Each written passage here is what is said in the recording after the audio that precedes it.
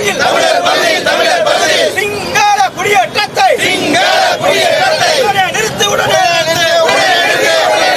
வேடிக்கை பார்க்கும் இந்திய அரசு வேடிக்கை பார்க்கும் இந்திய அரசு துணிபோகாதே இந்து மத கோயில்கள் எல்லாம்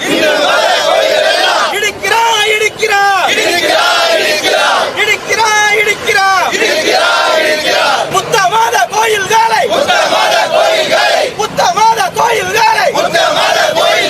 எங்கள் பகுதிகளில் வன்முறையாக திணிக்கிறார். போதாதா பௌத்த சிங்கள பேரினவாதமே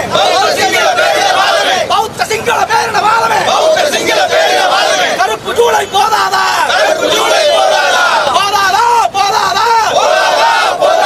முள்ளிவாய்க்கால் போதாதா விடமாட்டோம்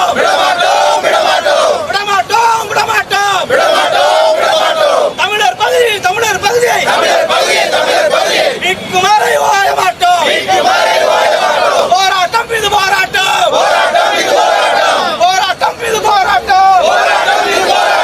தமிழக வலுமை கட்சி நடத்துகின்ற போராட்டம் சிங்கள பேரினவாதமே நிறுவாதே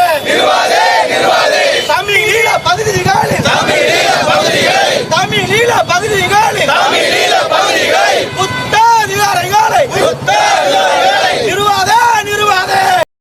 கட்சியும் சரி அண்ணன் வேல்முருகன் அவர்கள் சரி நாங்கள் ரொம்ப அண்ணன் உறுதியாக இருக்காங்க.